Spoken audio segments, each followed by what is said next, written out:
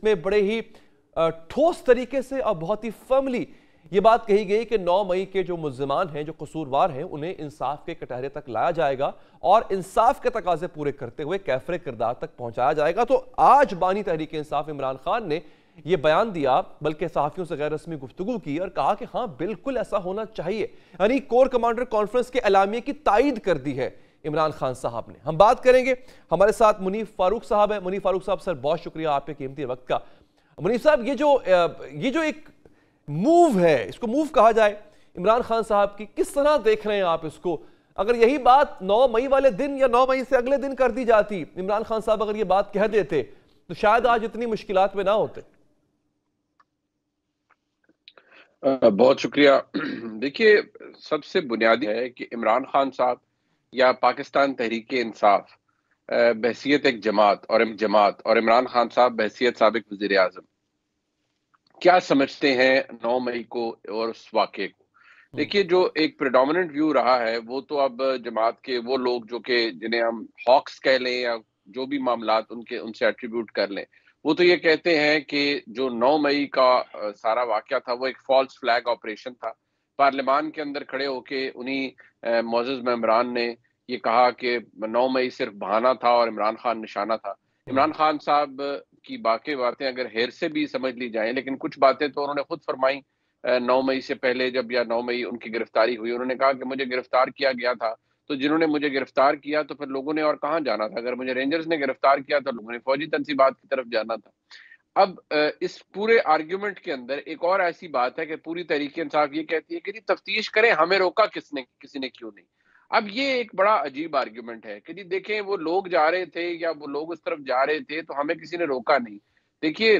کوئی بھی جو موب ہے یا جو موب مینٹالٹی ہوتی ہے یا اس طرح کا جو ایک چارجڈ کراؤڈ ہوتا ہے، وہ پھر رڈر لیس ہوتا ہے، یعنی کہ وہ ڈائریکشن لیس ہوتا ہے۔ پھر اس کو تو جو اہداف مل رہے ہوتے ہیں یا جو اس کے سامنے معاملات آ رہے ہوتے ہیں، لوگوں کو کنٹرول کرنا، لوگوں کے سینٹیمنٹ کو کنٹرول کرنا، یہ تو لیڈرشپ کا کام ہوتا ہے ویسے حالات کے لیکن اندر۔ منیف صاحب، ان کی سٹریٹجی کچھ سمجھ آ رہی ہے کہ یہ ہے کیا؟ مطلب میں یہ دیکھتا ہوں کہ آج یہ بڑا اہم بیان ہے کہ آپ بالکل ٹھیک ہے، ہم اعلامیے کی تائید کرتے ہیں، ایک طرف آپ یہ کر رہے ہیں، ایک طرف علی امین گنڈا پور جو کہ نامزد ہیں اس میں، ان کو وزیر اعلیٰ بنا رہے ہیں، محمود خان اچکزئی صاحب کے جو ریسنٹ بیانات ہیں بڑے سخت بیان ہیں، ان کے صدارتی امیدوار ہیں، پھر کل انہوں نے جو احتجاج کی کال دی تھی اور آگے بھی احتجاج کرنے جا رہے ہیں، اس میں لگ رہا ہے کہ یہ تصادم کرنا چاہتے ہیں، ایک آدھا بیان آ جاتا ہے جس میں مفاہمت کا عنصر جھلک رہا ہوتا ہے۔ یہ کیا سٹریٹجی ہے سر؟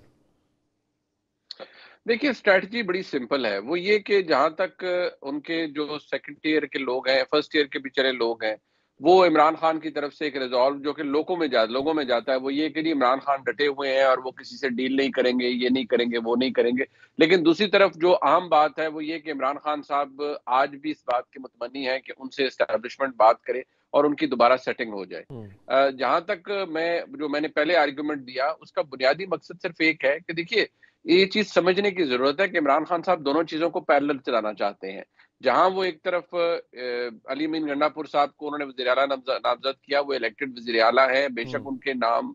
کچھ ایف آئی آرز کے اندر ہیں، لیکن وہ ایک میسج بھی ہے کہ بھئی اگر میرے ساتھ آپ بات نہیں کریں گے تو میری طرف سے تو ریزسٹنس یہ آئے گی۔ دوسری جانب ہم دھاندلی کے خلاف بھی آواز اٹھائیں گے۔ تیسری جانب میرے ہی پارٹی کے لوگ، یعنی عمران خان صاحب کی پارٹی کے لوگ، اس 9 مئی کے پورے معاملے کو، واقعے کو فالس فلیگ آپریشن بھی کہتے رہیں گے۔ اور اسی طرح پھر میں یہ بھی کہہ دوں گا کہ ایک اعلامیہ کے بعد جو کہ کور کمانڈرز کانفرنس کے بعد آیا کہ ہاں ایسا بالکل ہونا چاہیے، لیکن ایشو یہ ہے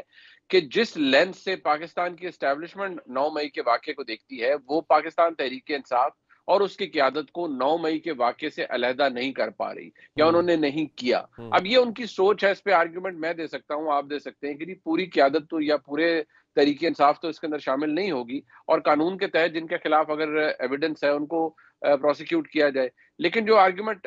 سامنے آ رہا ہے وہ مختلف ہے، وہ یہ کہ جی نہیں، یہ ہو ہی نہیں سکتا کہ عمران خان صاحب کی پرووکیشن کے بغیر یہ سب کچھ ہوا ہو، اور اس کے اندر بہت سے لوگ ایسے تھے جو کہ بعد میں دامن بچاتے ہوئے نظر آئے کہ نہیں، ہم نے کچھ نہیں کیا۔ لہٰذا یہ سلسلہ بھی ایسے ہی ہے، یہ موو عمران خان صاحب اسے ٹیکٹیکل موو آپ کہہ لیں، لیکن اس کا فائدہ اس لیے نہیں ہوگا کہ بنیادی معاملہ تبھی ٹھیک ہوگا جب عمران خان صاحب اور اسٹیبلشمنٹ میں فاصلے کم ہوں گے، یا اسٹیبلشمنٹ عمران خان صاحب سے دوبارہ بات کرنے پر راضی ہوگی۔ عمران خان صاحب اپنی گرفتاری سے پہلے اور اب تک متعدد دفعہ یہ کوشش کر چکے ہیں بالواسطہ بلا واسطہ کہ ان کی اسٹیبلشمنٹ سے کوئی روابط دوبارہ قائم ہو جائے، اب تک تو نہیں ہوئے۔ اچھا، بلکہ یہ میرا سوال بھی اگلا یہی تھا کہ آپ کی اطلاع کے مطابق آخری دفعہ، سر آپ پریوی ہیں ماشاءاللہ سچویشنز کے، آخری دفعہ بانی تحریک انصاف کا ڈیورنگ دا جیل ٹائم کب رابطہ ہوا اسٹیبلشمنٹ سے؟ دیکھیے، عمران خان صاحب ہمیں جنوری کے آخر تک تو یہ بتاتے رہے کہ جی نہیں، میرا کسی سے کوئی رابطہ نہیں ہے اور میرے سے کسی نے کوئی بات نہیں کی۔ پھر انہوں نے ایک دن جب محترمہ بشریٰ بی بی صاحبہ کی جانب غالباً جب گرفتاری کا وقت آیا یا سزا کا وقت آیا، تو انہوں نے رپورٹر حضرات سے کہا کہ ہاں، وہ میں جب اٹک جیل میں تھا تو بشریٰ بی بی صاحبہ کے تھرو مجھے پیغام بھجوایا گیا تھا۔ اب اچھا، دیکھیے، میں بصد احترام عمران خان صاحب بڑی کنوینئنٹلی باتوں کو گھما بھی دیتے ہیں، غلط بیانی بھی کر دیتے ہیں۔ ایک طرف وہ فرماتے رہے کہ جی مجھ سے کسی کا رابطہ نہیں ہے، دوسری طرف پھر انہوں نے بعد میں یہ کہا کہ جب میں اٹک جیل میں تھا تو مجھ تک پیغام پہنچایا گیا۔ یہ باتیں پھر دیکھیے، اس میں یہ بھی ہوتا ہے کہ پوری پروپیگنڈا مشین ہوتی ہے۔ تاثر یہ دینے کی کوشش کی جا رہی ہے کہ عمران خان صاحب کے سامنے پوری جو اسٹیبلشمنٹ ہے وہ بڑا للچا رہی ہے اور بڑی ڈیسپریٹ ہے کہ عمران خان صاحب سے بات کی جائے، لیکن اگر ہم ایکچوئل حالات بحیثیت ایک صحافی جاننے کی کوشش کرتے ہیں تو it's completely other way around. اچھا، ایسا تو کچھ ہے ہی نہیں فی الحال، ایسا تو نہیں، کچھ ہے ہی if نہیں it's جو other نظر way آ رہا around ہو۔ سر تو مجھے یہ بتائیے گا کہ کیا ان کی طرف سے پیغامات پہنچائے گئے اسٹیبلشمنٹ کو؟ جی، عمران خان صاحب نے متعدد دفعہ چند ریٹائرڈ افسران کی جانب سے بھی اچھا، اور عمران خان صاحب نے متعدد اور لوگوں کی جانب سے پیغامات ضرور بھجوائے۔ عمران اچھا، خان صاحب نے ٹیلی ویژن کے اوپر بھی، انٹرویوز کے اندر بھی انہوں نے کہا پتہ نہیں میرے خلاف میرے سے بات کیوں نہیں کرنا چاہ رہے، ہاں، پتہ نہیں کیوں نہیں کرنا چاہ رہے، لیکن ایکچولی عمران خان صاحب کو اس بات کا سر خود آفر علم ہے، کیا کر رہے تھے وہ عمران خود خان علم اس صاحب؟ لیے ہے۔ منیب صاحب آفر کیا دے رہے تھے؟ دیکھیے، عمران خان صاحب کے لیے سب سے اہم بات یہ تھی کہ جی میں جتنی تابعداری ہو سکتی ہے، ہاتھوں پیروں کے انگوٹھے لگوا لے، اچھا، میں دوبارہ تابعداری کے لیے مکمل طور پر تیار ہوں۔ دیکھیے، اتنے بھاری مینڈیٹ کے بعد جو پوری ریولوشن ہے عمران خان صاحب کی، اتنا ان کو لوگوں نے ووٹ دیا، سب کچھ دیا، لیکن وہ گھوم پھر کے کہاں آ جاتا ہے؟ وہ یہی کہ میری بات کروا دیں، میری سیٹنگ کروا دیں۔ ہمارے ملک میں نہیں، سیاستدان یہ 8 بدقسمتی فروری سے سے یہی کرتے 8 نظر فروری آتے کے ہیں۔ بعد بھی یہی چلن رہا ہے یا یہ جو تھی پیغامات 8 فروری سے پہلے پہنچائے گئے تھے؟ دیکھیے، یہ 8 فروری سے پہلے کے تو واقعات ایسے ہی رہے ہیں۔ 8 فروری کے بعد عمران خان صاحب کی پوزیشن میں صرف یہ تبدیلی آئی ہے کہ وہ زیادہ کانفیڈنٹ ضرور ہو گئے ہیں، ہاں، اور وہ رائٹلی سو، کیونکہ ان کی جماعت یا ان کے لوگوں کو مینڈیٹ بہت بڑا ملا اور لوگوں نے ان کو بڑھ چڑھ کے سپورٹ کیا۔ لیکن ایشو میں دوبارہ کہہ رہا ہوں کہ اتنے بڑے مینڈیٹ کے بعد، اتنی سب سپورٹ کے بعد بھی آج بھی عمران خان صاحب کا جو پورا انقلاب ہے وہ اس ایک جملے میں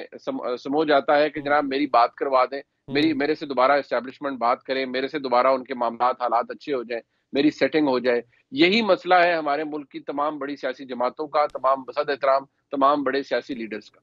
ٹھیک ہے۔ اچھا سر، اب یہ جو ان کی مخصوص نشستوں کا معاملہ ہے منیب صاحب، یہ میں نے اس سے پہلے بھروانہ صاحب کا کافی نوٹ پڑھ کے بھی سنایا کہ جناب آپ مت دیں ان کو، ٹھیک ہے، قانون کے مطابق ان کی نشستیں نہیں بنتی سنی اتحاد کی، لیکن باقیوں میں بٹ جائیں گی، یہ کہاں لکھا ہے؟ آئین تو واقعی خاموش ہے سر۔ کیا آپ کو لگتا ہے کہ یہاں پہ تحریک انصاف حق پر ہے اور پھر عدالت سے کوئی ریلیف مل سکتا ہے ان کو اگر یہ عدالت کا دروازہ کھٹکھٹاتے ہیں؟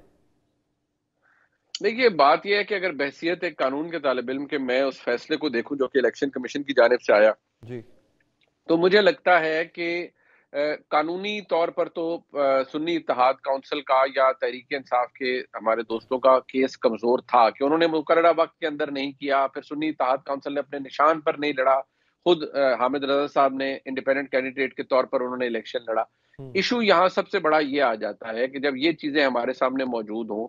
تو کیا وہاں پر الیکشن کمیشن نے اپنی جورسڈکشن سے باہر جا کر یہ چیز کی ہے کہ جی اچھا، کیونکہ ہم ہاؤس کو ویسے ویکنٹ نہیں چھوڑ سکتے، تو کیونکہ ایک جماعت کو نہیں مل رہے تو پھر ان کی سیٹیں باقیوں میں بانٹ دی جائے۔ اب میرے نزدیک تو یہ پورا فیصلہ ہی کہ ایک جماعت بے شک سنی اتحاد کونسل کے نام پر کسی نے الیکشن یا ان کے نشان پر الیکشن نہیں لڑا، لیکن فیکٹ آف دا میٹر یہ ہے کہ آج سنی اتحاد کونسل کے اندر بہت سے ممبران شامل ہو گئے ہیں۔ تو جمہوریت تو یہ کہتی ہے کہ پھر ان کا جائز حق ملے، لیکن قانون یہ کہتا ہے کہ انہوں نے اگر مقررہ وقت کے اندر اپنی پرائیورٹی لسٹ سبمٹ نہیں کی تو پھر وہ اس کے لیے ایلیجیبل نہیں ہے۔ اب قانونی بات تو بلیک اینڈ وائٹ ہے، وہ کلیئر ہے کہ وہ اس میں نہیں آتے۔ ہاں، یہ جو بات رائٹلی پوائنٹڈ آؤٹ، جس طرح آپ نے بھی فرمایا کہ یہاں پر تو یہ چیز نہیں لکھی ہوئی انلیس کہ الیکشن کمیشن آف پاکستان اس کو سبسٹینشیٹ کر سکے عدالت کے سامنے کہ جی ہم نے اسپرٹ یہ ذہن میں رکھا کہ ہم نے ہاؤس کو خالی نہیں چھوڑنا، لہٰذا یہ کوٹا ہم نے باقی جماعتوں میں تقسیم کر دیا۔ تحریک انصاف یا سنی اتحاد کونسل کا بنیادی آرگیومنٹ یہی ہے کہ جی آپ نہیں دے رہے تو چلیں ٹھیک ہے، لیکن آپ باقیوں میں یہ کیسے بانٹ سکتے ہیں؟ تو اگر اس کو عدالت اس کے اوپر ایڈجوڈیکیٹ کرتی ہے اور انہیں حلف لینے سے تو روک دیا ہے ممبران کو، تو پھر اب ڈیپینڈ کرتا ہے کہ یہ معاملہ کہاں تک جائے گا، یہیں رک جائے گا، یا جیسے بلے کا نشان، آپ کو پتا ہے بلے کا نشان ریسٹور ہوا پشاور ہائی کورٹ سے، اور پھر پشاور ہائی کورٹ کے فیصلے کو کالعدم قرار دیا سپریم کورٹ کے فیصلے نے۔ یاد رہے کہ اس فیصلے میں بھی چند قوانین کو عدالت نے بڑے ہی کیئرلیسلی، پشاور ہائی کورٹ نے ان کہا تھا کہ یہ قانون بڑا ویگ ہے یا قانون بڑا فضول ہے، تو عدالت نے سپریم کورٹ نے they took a very strong exception to it کہ without substantiating a fact آپ کیسے کسی قانون کو اتنا برا بھلا کہہ سکتے ہیں۔ تو یہاں پر اب دیکھنا ہوگا کہ کیا یہی وہی چیز کو فالو کیا جائے گا، وہی ٹریجیکٹری ہمارے سامنے آئے گی کہ پشاور ہائی کورٹ اور پھر سپریم کورٹ۔ ٹھیک ہے منیب صاحب، میں انتہائی مشکور ہوں سر کہ آپ نے ہمارے پروگرام کے لیے وقت نکالا۔